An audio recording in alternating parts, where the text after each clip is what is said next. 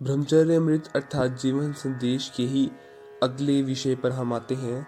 इस विषय का नाम है दुख भरी घटना।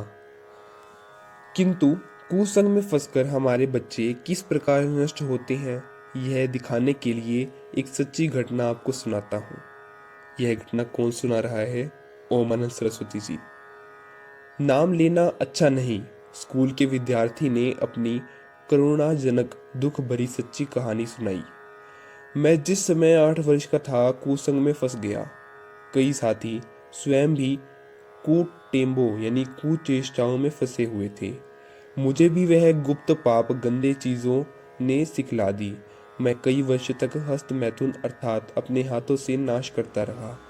मैं बहुत ही सुंदर लड़का था, खाने पीने में भी चटोरा था।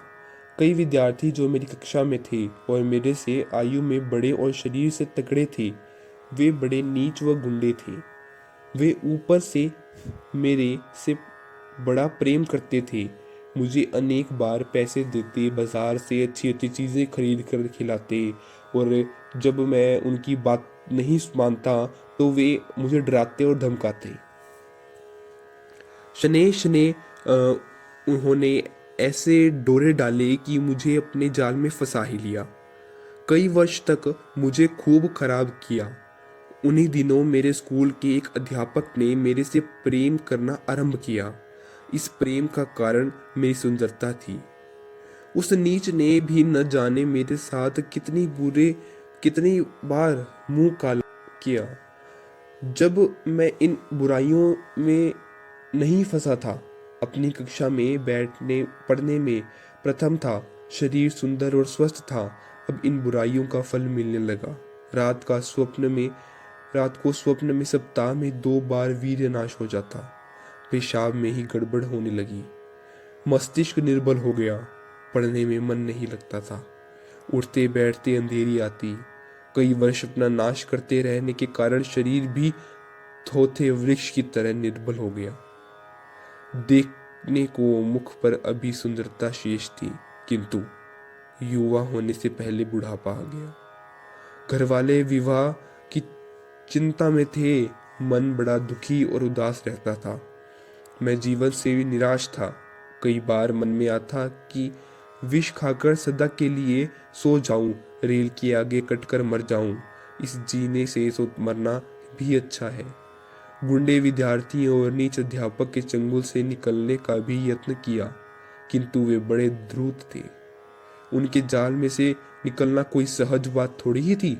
बार बार यत्न करने पर भी उसी प्रकार दलदल में फंस रहा। ऐसे विकट समय में डूबते को तिनके का सहारा आर्य समाज के एक सदाचारी उपदेशक का सत्संग मिला। उस सच्चे देवता ने मुझे बार बार ब्रह्मचर्य और सदाचार की शिक्षा दी। ब्रह्मचर्य संबंधी अनेक पुस्तकें उन्होंने दी और पढ़ाई। कई वर्ष लगातार और घोर परिश्रम करके मुझे उन गुंडों के चंगुल से निकाला। उनके सत्संग से मेरी सब कुटेव यानी बुराइयां छूट गई।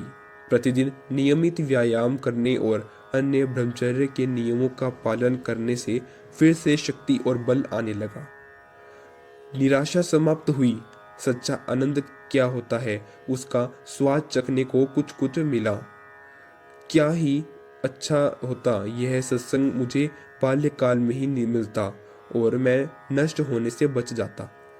इस प्रकार देश की प्रायः सभी होनहार बच्चे कुटेबों यानी बुरी बातों में फंसकर नष्ट हो रहे हैं। प्यारे विद्यार्थियों, यदि कोई नीच साथी तुम्हें यह गुप्त शिक्षा दे कि मूत्रेंद्रियों के हिलाने या मलने से आनंद आएगा, ऐसे नीच के मुंह को पीट देना। यदि तुमने किसी के बहकावे से मूत्रेंद्रियों के साथ कोई खेल किया तो तुम्हारे जीवन का ही खेल बिगड़ जाएगा। परमात्मा ने मूत्रेंद्रियां और गुदेंद्रियां को मूल मूत्रमल, पेशाब और पखाना निकालने का द्वार बनाया है। इससे भूल कर भी कोई काम न ले। पेशाब पाखना निकालना ही इनका एकमात्र काम है। मूत्रेंद्रियों के द्वारा ही शरीर का राजा वीर्य भी कुचेष्टा करने से निकलता है। इसलिए इसे कभी हाथ न लगाओ। हाथ लगाने से कुटैबों यानी बुरी बातों में फंसने का डर है।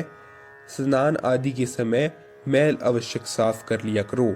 मूत्रेंद्रियों का एक और भी काम है संतान पैदा करना।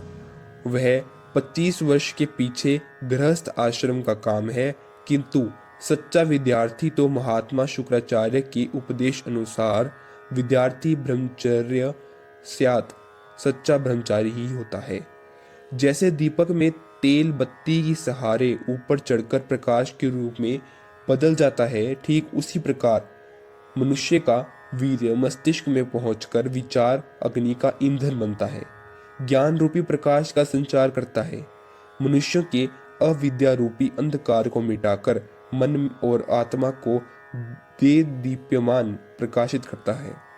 प्यारे युवकों, सारी शक्ति लगाकर शरीर के सार शक्ति के भंडार वीर्य की रक्षा करो। जैसे दूध में से मक्खन निकाल दिया जाए तो शेष छाछ का कोई मूल्य नहीं। गन्ने और संतरे की रस निकाल दिया जाए तो बचे हुए छिलके पैरों के नीचे रौंदे ही जाते हैं। जिस साइकिल में से हवा निकाल दी जाए तो वह सवारी के काम की नहीं। जिस वृक्ष को कीड़े यानी घून से ने खाकर खोखला कर रखा है, उसकी कड़ी शहतीर आदि नहीं बन सकती। ऐसे ही जो मनुष्य के तत्व कीमती जौहर वीर्य को नष्ट कर देता है, ऐसा वीर्यहीन थोथा मनुष्य अपने सौभाग्य को नष्ट करके दुख सागर में डूब मरता है। ब्रह्मचारी का शरीर वज्र के समान होता है। उसकी नस नाड़ियां फौलाद यानी इस्पात से भी कठोर होती है। शरीर दृढ़, सुंदर और सुडौल होता है। सारे शरीर और मुखमंडल पर ऐसी लाली सुंदरता, चमक और तेज आता है कि जिसके दर्शन करके मनुष्य का पेट नहीं भरता। पाठक गण इस ब्रह्मचर्य के आनंद को खूब लूटिए और इस पवित्र संदेश को देश के सब विद्यार्थियों और युवकों तक पहुंचाइए। धन्यवाद।